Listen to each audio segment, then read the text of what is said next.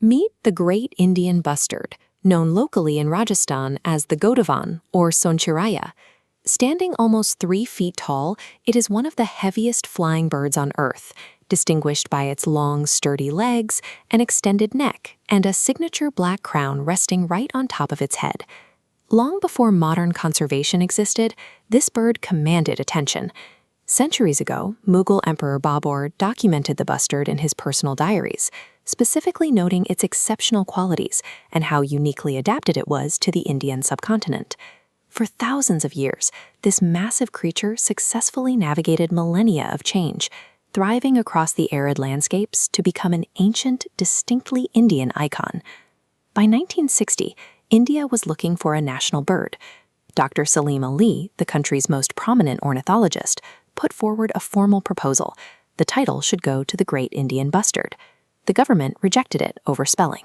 Bureaucrats feared that the public, and specifically the press, would routinely mispronounce and misprint the English word bustard as the expletive bastard.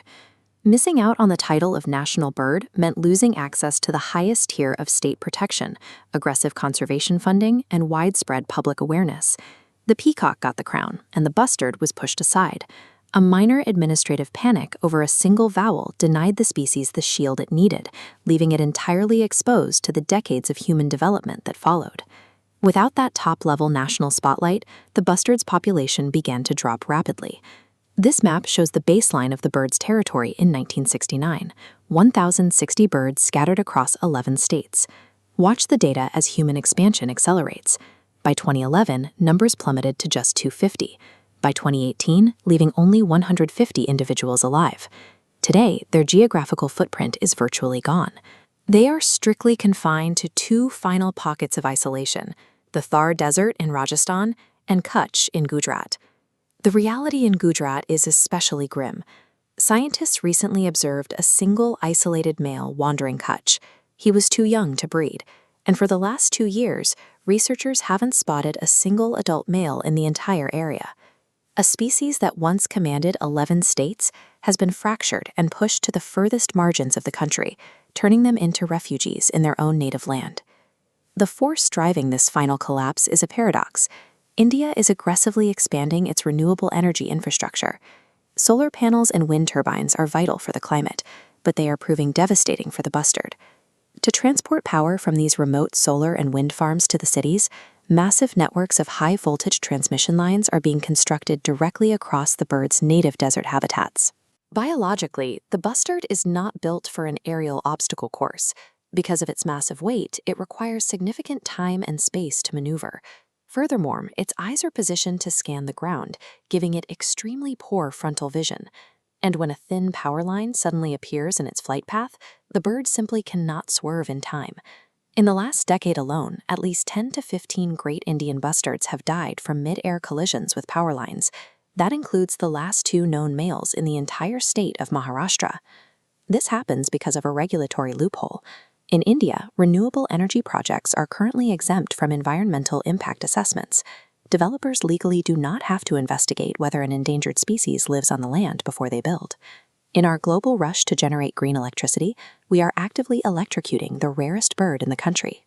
In 2019, the Wildlife Institute of India launched an emergency bustard recovery program, attempting to pull the species back from the verge of extinction.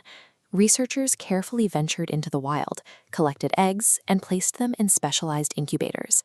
The effort worked. Today, there are about 70 Great Indian bustards living safely in captivity. But looking at this timeline of the bird's lifespan reveals why natural recovery is nearly impossible. A female bustard lives for 12 to 15 years, but in that entire span, she will raise only 4 to 5 chicks. The species reproduces far too slowly to outpace the death rate on its own. The objective of the recovery program is to take these captive bred birds and begin releasing them back into the wild, starting in 2026. These 70 birds represent a biological insurance policy, surviving in safety while their natural habitat continues to vanish. The 2026 release plan hinges on a single, unresolved factor: whether any safe land actually remains in India to receive them. Right now, the answer is no. The skies they need to fly in are saturated with the same deadly, high-voltage infrastructure that killed their ancestors. Back in 1960, Dr. Salim Ali begged for an urgent nationwide effort to save this animal. 65 years later, that effort is needed more than ever, yet the bird's total population has shrunk to a fraction of what it was.